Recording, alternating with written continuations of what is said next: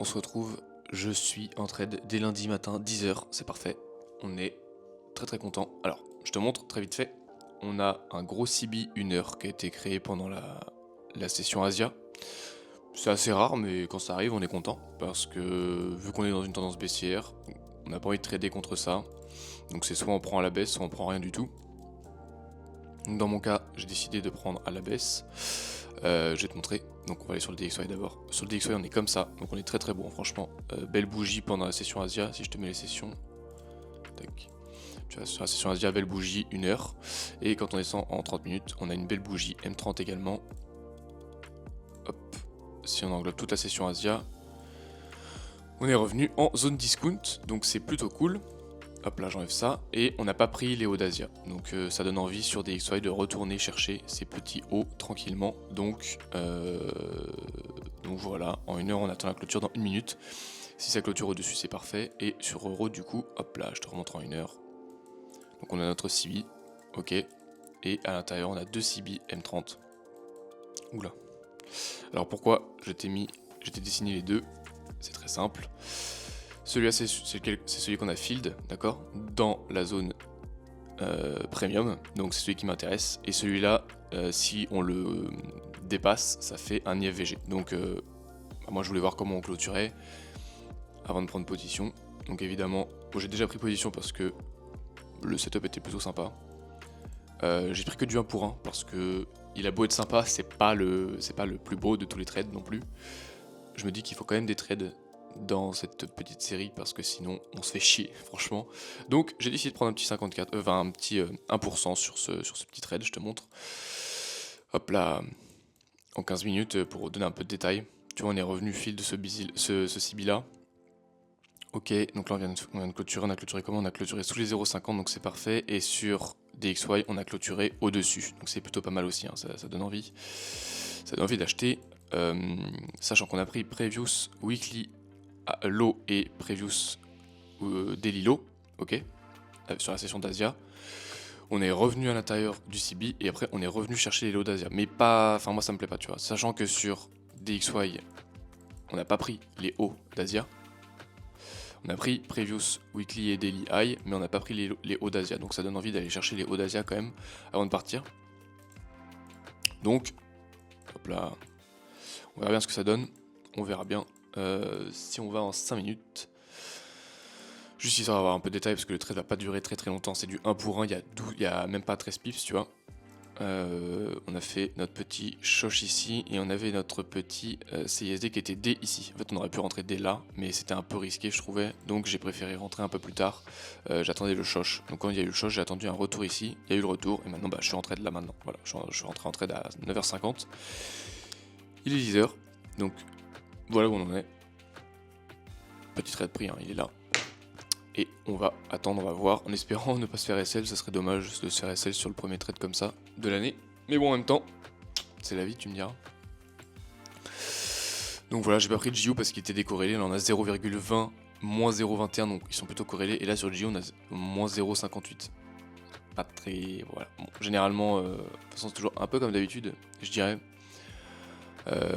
Sur JU, je pense que j'aurais fait un meilleur choix. C'est souvent ça le problème, mais bon, c'est pas très grave. Disons, hop là. Donc là, on va attendre. Tu vois, là, on a fait notre chocho également. Voilà, on a clôturé au-dessus du CB. Ça nous fait notre petit IFVG. Moi, moi, je suis bien. Franchement, je suis bien. Ça fait ce trade là, en gros. Tac. Et tac. Tu vois, on a le même sur Euro et sur le DXY, donc c'est plutôt intéressant. Maintenant, on va voir ce que ça donne. Bon, pas mal. Pas mal du tout même. À la base, petit récap de ce qui s'est passé quand même. À la base, on était sur du 1 pour 1, ok. Et une fois que le trade est arrivé à peu près ici, d'accord, donc à peu près là, j'ai décidé de... En fait, j'ai vu que ça stagnait. Et j'ai vu que d'un coup ça commençait à partir. J'ai fait bon, on va aller plus loin que les equals low à aller chercher ici là, que la liquidité à aller chercher. Je savais qu'on allait avoir un gros push. Du coup, j'ai mis 2 R. Et je me suis arrêté à un truc du genre par là. Et du coup, en 5 minutes, si on même en va en 1 minute, tu vois. En fait, je crois que je me suis allé en 1 minute en fait pour avoir le détail. Et sur cette bougie-là, non, sur cette bougie-là, il me semble, j'ai mis à 2 R. Bon, effectivement, vu comme ça, j'aurais pu mettre à 1 milliard de R. Hein. Là, j'aurais pu mettre à 3 R. C'est pas l'objectif. L'objectif, c'est de faire des profits. C'est pas de faire le beau ou quoi. Et donc, moi, je suis sorti par là, un truc du genre. Je suis sorti comme ça. On va remettre en M5 parce que ça ressemble à rien. Sinon, voilà. Donc 2 R, tu dois avoir sur l'écran quelque part le trade qui est bien passé visiblement. Donc c'est plutôt cool. Comme on voit également, pour ceux qui ont loupé par exemple ce trade là, et ben en fait ce qui est drôle c'est que on a créé du coup un CB en M30, d'accord. On a un OB en M30, ok, qu'on a touché. Hein. On est à quelques pips près, on l'a touché.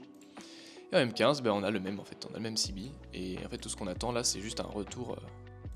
Voilà, tu vois on est déjà sur les 0,5. En fait là on pourrait déjà, tu vois, bon, maintenant que je t'ai montré, je peux enlever ça, hop. Je peux enlever ça, et je peux enlever ça. Là en fait c'est comme si on pouvait déjà reprendre un trade en fait, tu vois. Je ne le ferai pas, hein, j'ai déjà pris mes 2% aujourd'hui, je ne retraderai pas. Mais en fait là on pourrait prendre un deuxième, donc admettons on arrive là maintenant tout de suite, on se met derrière. Ça fait 20 pips, c'est beaucoup mais... 1 pour 1. Tu vois ce que je veux dire? Voilà, bon je ne prendrai pas ce trade là, le trade que tu vois là je ne le prendrai pas, ne t'inquiète pas, c'était juste pour te montrer qu'en fait, là une personne qui a loupé le trade de ce matin là, sur cette grande bougie, en fait il peut toujours, là on fait un retracement et on va continuer en fait. Si je te remets les kill zones, en fait on va juste continuer quoi. On est revenu dans les CB créés par Asia, on a acheté, là on a créé un CB, pardon, on va revenir et on va acheter. Si on va sur le DXY, c'est la même chose. Sur le DXY, on a quoi? On a notre OB qui est là, qui a été touché, d'accord. On a notre busy qui est là. Donc là on a M15, mais si on va à M30 du coup, bah on a notre busy qui est ici, qui a été touché. On a clôturé au-dessus. Et puis bah, maintenant bah, on va partir quoi, tu vois. Et GU qui est très beau aussi, hein. GU qui est pareil, on peut aussi prendre sur du... L'avantage c'est qu'on peut prendre sur les 3, parce que on a la même chose sur les 3. Là le M15 est plus petit, il y a eu moins de volume sur le M15, mais on peut toujours le prendre en fait. Tu vois. On a clôturé sous les 0,50, on a touché l'OB, bon l'OB est pas très droit mais t'as compris. Hop, en fait tu vois là on peut attendre ici, on peut se mettre là, ça fait 13 pips, hop, 1,6 R, tu vois, c'est possible. On est hors kill zone donc moi je vais attendre. Si sur New York il y a un truc, je prendrai pas le trade mais sur mon 10K, peut-être sur mon 10K. Je l'ai pris sur le 50, alors peut-être que je le prendrai sur le 10K parce qu'il faut peut-être monter le 10K un jour. Tu vois, mon trading est simple. Mon trading, il faut toujours qu'il soit le plus simple possible. Il faut toujours que tu dises la même chose aussi à toi. Toi qui trades là et qui me regarde, il faut toujours que tu te dises. Il faut toujours que tu te dises quand tu trades, comment est-ce que je peux simplifier ce trade? Qu'est-ce que j'aurais pu faire pour simplifier ce trade? Ok, toutes mes confluences c'était ça. On ne demande pas d'enlever des confluences. On demande juste de savoir si il y a une chose que je me suis mis en tête qui n'était pas forcément optimale et que j'aurais pu enlever pour m'alléger l'esprit, m'alléger la tête. Voilà, bon, c'est des choses qu'il faut réussir à se poser comme question, ça peut être intéressant. Tu vois, comme quoi là, euro il est déjà en train de chuter. Tu vois, c'est drôle, hein, mais voilà. C'est assez intéressant, je trouve, c'est assez drôle. Bon, en vrai, on pourrait se mettre derrière ici. En fait, il y a deux choix. Soit je rentre maintenant, admettons, et je me mets comme ça, d'accord. Soit il y en a, ils sont un peu cinglés, mais genre tu te mets derrière les consequent encroachment. Tu vas chercher les corps, 1,7. Tu restes moins longtemps en trade, tu vois. 1,7. T'as 8 pips, et en vrai tu peux... Il faut quand même se mettre derrière les CE parce qu'on sait jamais, tu vois. On peut prendre une mèche pour récupérer la liquidité avant de repartir encore une fois. Vu qu'on n'a pas touché le CE, on pourrait quand même y aller. Mais c'est assez intéressant quand même. Après, il y en a, on pourrait faire autre chose hein, encore. Tu vois, là, on a M5, OB, on prend la liquidité. Si on clôture en dessous, enfin, OB, breaker block. Si on clôture en dessous, breaker block, hop, on rebondit là-dessus. Et là, on va chercher plus bas. Et là, c'est un autre trade encore. Tu vois, il y a plusieurs opportunités. Et quand les marchés sont propres, quand les marchés sont clean et qu'on comprend qu'il y a une belle tendance qui se dégage, etc., bah, c'est vachement plus simple de trader. Franchement, c'est un truc de ouf. C'est un truc de ouf. Voilà, ça donne envie de trader, mais je ne le ferai pas, parce que j'ai déjà pris mes 2%, on va pas redonner ses sous au marché. Si ça fait ce que je voulais, eh ben c'est parfait, ça fera un trade manqué que je mettrai dans mes trades manqués, mais en aucun cas je prendrai le trade. L'objectif c'est d'avoir des datas, et de faire du trading propre et sérieux. Donc quand je dis quelque chose à mes accompagnés, quand je leur dis c'est un trade par jour, c'est pas pour que moi j'en prenne 2 dans mes vidéos, tu vois. Donc même si j'ai envie, faut montrer que ouais là j'ai très envie quand même de prendre le trade là. Sachant que bon, il n'y a pas de mèche sur la bougie qui est ici, donc on va forcément venir la chercher avant de partir vers le bas. On va revenir là-dedans pour aller chercher le mouvement, et puis on va forcément aller chercher les corps pour du 1 pour 2, tu vois. Ça c'est ce qu'on va faire. On va le faire, j'en suis sûr à 80%. Mais je prendrai pas le trade parce que un trade ça suffit. Parce que, ok, là il passe, le premier est passé, c'est cool. Là le deuxième il passe aussi, c'est cool. Je viens de faire 4% en une journée, c'est génial. Par contre, le deuxième il passe pas, j'ai fait que 0, j'ai fait que 1%. Alors là j'en ai déjà fait 2, tu vois. Donc je préfère revenir demain. Tu me diras, ça change rien, tu vois. Ouais, mais là il y a déjà eu beaucoup de volume qui a été échangé. Il est 11h40, on n'est plus en kill zone. Maintenant il faut attendre 13h. Et d'ici 13h, il y aura tellement de bougies qui sont parties qu'on n'aura plus du tout le même setup. Ok. Donc là, en fait, il faut savoir quand trader et quand pas trader. Tu trades quand tu es en kill zone. Tu trades pas quand tu es hors kill zone. Là, on est entre London et New York. On va pas trader parce que, ok, il va y avoir des petits volumes, etc. Mais les PDRS sont moins respectés. Donc c'est pas parce que là, j'ai touché mon OB, tous mes trucs et tout, qu'on est bon, tu vois. Bref, prends ton trading au sérieux. Et puis si t'as du mal, tu viens m'envoyer un petit DM, tu viens m'envoyer un petit DM si tu comprends pas trop, si t'arrives pas à lire le marché, etc., que c'est un peu compliqué pour toi, tu viens m'envoyer un DM sur Instagram, ou alors tu viens dans Virtuose, dans le groupe, il est gratuit pour le mois de janvier. Et derrière, tu rentres et t'as une petite formation gratuite, quoi. Donc peut-être que je vais t'apprendre des choses là-dedans, ça peut être intéressant. Et puis si t'as encore des difficultés, tu m'envoies un DM et puis je vois si je peux t'aider, tout simplement. Et mon gars, on est jeudi, donc il n'y a pas eu de... Il n'y a rien eu depuis jeudi là. Enfin si, il y a eu un trade que j'ai loupé après 14h30. Je vais t'expliquer le trade en question. Je vais le redessiner parce que... Ok, bref, on va tout recommencer. T'es prêt?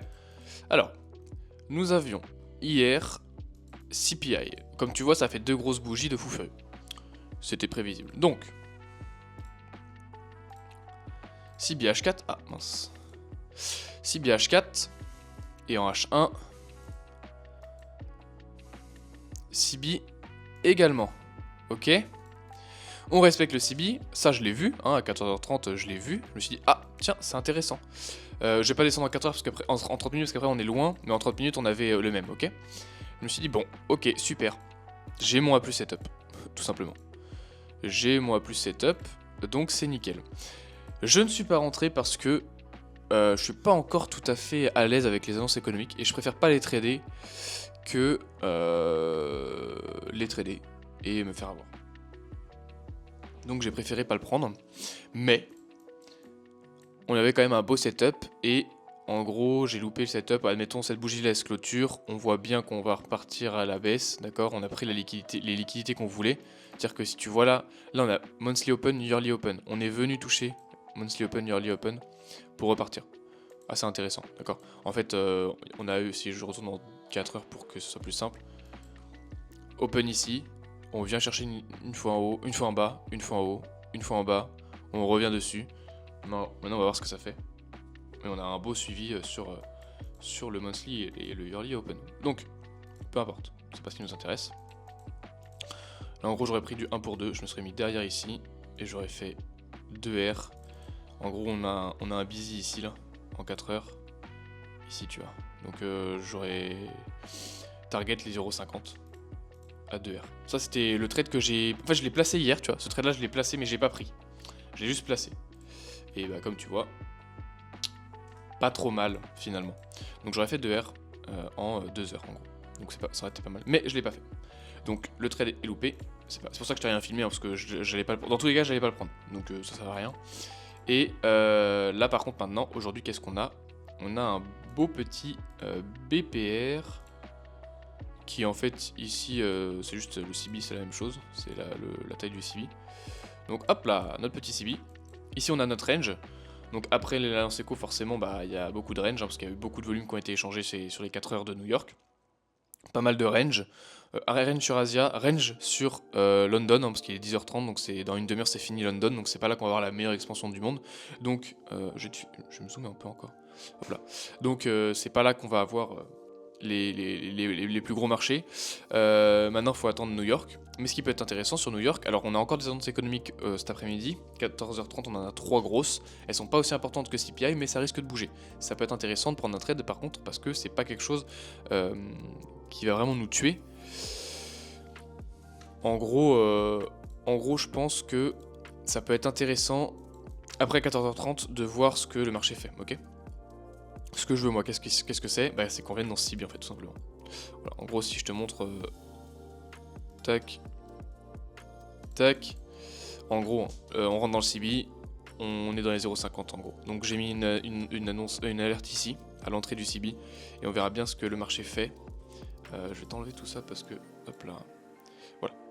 C'est mon trade, c'est pas un A plus setup, là c'est un A setup, mais on est sur une bonne tendance baissière. Si on retourne en daily par exemple, tu vois, on est sur une belle tendance baissière, BOS. Là on revient taper... un BPR daily, d'accord? Enfin, même plus qu'un BPR, mais je sais pas trop si c'est un nom ça. Mais un BPR daily, d'accord? On file à 100%. On continue à baisse, hein, c'est sûr et certain. En tout cas, j'ai pas de doute là-dessus. Et en 4 heures, on a une belle tendance baissière aussi. Mais malgré le fait que ces derniers jours, on ait eu pas mal de jours aussi. Ok? Donc là, on a quand même respecté le CB, donc c'est pas mal. Et là, en gros, après cette bougie là énorme, il va bien falloir qu'on retrace un petit peu, donc on va retracer dans le CBH1 et on part direct. Donc ça peut être intéressant, ça peut être très intéressant comme trade, ça ferait notre deuxième trade de la semaine. Voilà, c'est un A setup, c'est pas le plus beau des setups, mais il faut qu'on prenne un peu plus de risques. Donc on va toujours prendre 1% de risque sur les trades, mais il faut qu'on prenne des setups un peu moins propres, c'est pas grave, histoire d'avancer un petit peu. Donc voilà. Voilà le trade du jour. Et du coup, si je te montre sur DXY, c'est la même chose. Je crois que j'ai déjà dessiné. Ouais, voilà. En gros, là, on a notre BPR qui est un busy. Hein. On va mettre un busy, ça revient au même. Ça, je te perds pas. Notre busy. J'ai mis l'alerte à l'entrée du busy. Et on verra bien. Là, tu vois, ça range de fou furieux depuis l'annonce. 4 bougies de malade. Et là, ça range de fou. Donc là, maintenant, on va attendre un petit peu. Mais en gros, là, je crois que j'ai pas mis le trade. Mais en gros, le trade, il est très simple. En gros, dès qu'on rentre sur le CB, je me mets derrière, ça fait 17 pips, tu vois, et je vais chercher 2 R. Voilà. Je verrai en fonction si je vais chercher 2 R. Je pense que j'irai mettre un TP à la target, qui est ici, d'accord? Directement. Ça fait quasiment 3 R. Mais je verrai en fonction de comment se passe l'annonce économique, les annonces économiques d'ailleurs, à 14h30, et en fonction... Je verrai si je vais plutôt taper 2 R, si ça part sans moi par exemple, bon bah tant pis. On prend pas un trade, on fait pas de FOMO, hein. Si c'est parti, tant pis. Mais si on vient chercher le CB par exemple, si on clôture pas au-dessus du CB, bah, c'est parfait. Et si on vient chercher dans le CB pour partir, ça peut être vraiment pas mal. On prend le trade, il y a pas mal de volume échangé, on va chercher la target en bas, c'est sûr et certain. Ok? Donc c'est le trade du jour, on attend l'alerte. Et sur GU, j'aime pas trop, il est tout petit, le CB est tout petit. J'ai pas envie d'attendre ça, sachant qu'il est vraiment encore plus... il est toujours faible en fait, GU est beaucoup plus faible toujours, et ça donne vraiment pas envie d'aller chercher ça, parce que Asia est là, London est là, là où Euro, Asia est là, London est là, au même endroit, donc c'est facile de prendre toutes les liquidités d'un coup sur New York, et sur le DXY pareil, c'est facile de prendre toutes les liquidités d'un coup, là où GU il a déjà commencé à partir, tu vois, il a moins 0,33, là où l'euro il a 0,05, et DXY il a 0,01. Faut voir ça, faut voir les corrélations. Moi j'aime bien quand le marché est corrélé, tu vois, euro plus 0,05, DXY moins 0,01, c'est corrélé.